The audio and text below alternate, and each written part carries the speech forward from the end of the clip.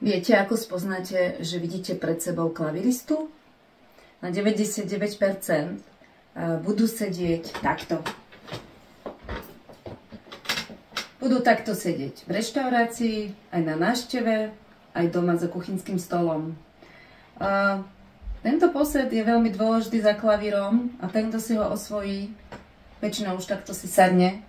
Ale už menej sme odľúbení pre čašníkov a okolo idúcich, ktorým veľmi zavadzame. Ale poďme si ukázať, ako sa sedí správne za klavírom. Takže ako som už povedala, sedíme na pol zadnici, nikdy nie celou rytkou, ale vždy len kúsok, v podstate už na tých kostiach. Nohy sú v blízkosti pedálov, ale nie pod pedálmi. Teraz, čo je veľmi dôležité, nohy musia byť stále na zemi, ako keby boli prilepené. Tie sa netancujú, nedávame ich dozadu, za tyčku, deti vedia kadejaké polohy spraviť, čiže stále sú pevne na zemi.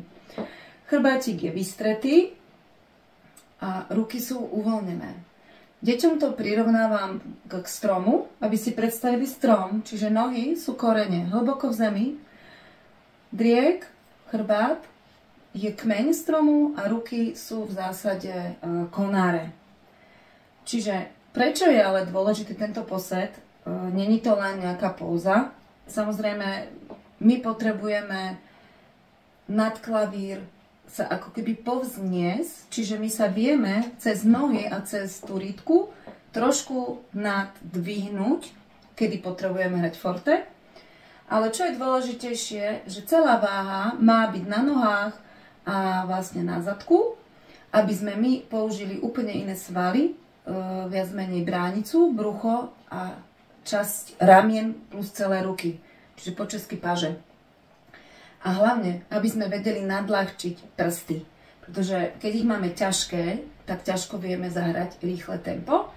Čiže preto sa snažíme celú váhu dať nie do rúk, ale do nôh a vlastne do zadku. Čiže treba naozaj nájsť správnu stoličku, ktorá bude na úrovni klavíra, lákeť nad alebo na úrovni klavíra, nikdy nie pod, aby nehralo dieťa týmto štýlom.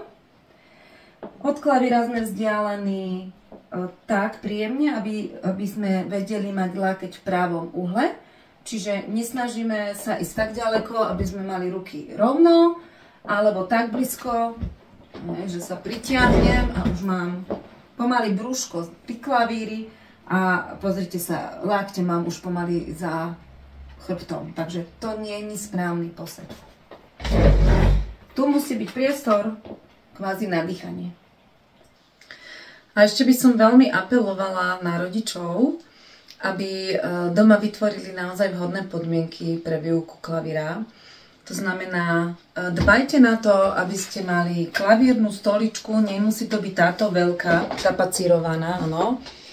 Sú aj malé drevené točité stoličky, tie sú možno aj lepšie. Aj tieto sa dajú upravovať.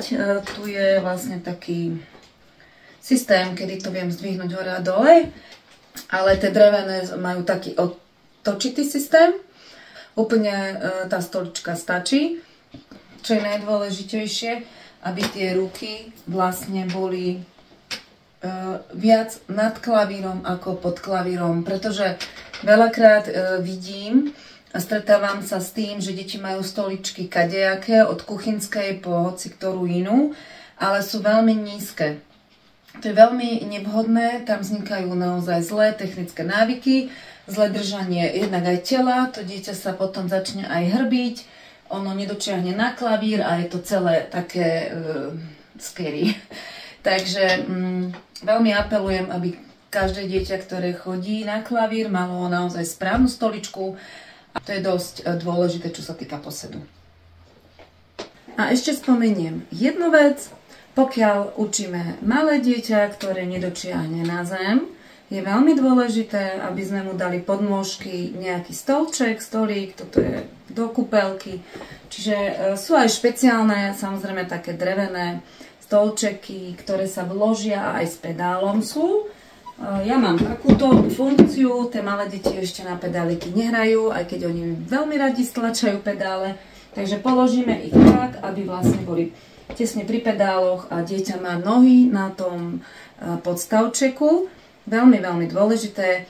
Všetky tie krásne obrázky, ako dieťa sedí a hompáva nôžkami, sú len také dizajnové a milé, ale naozaj na správny posed teda to neslúži. Čiže opäť musíme zabezpečiť pevne nohy na zemi.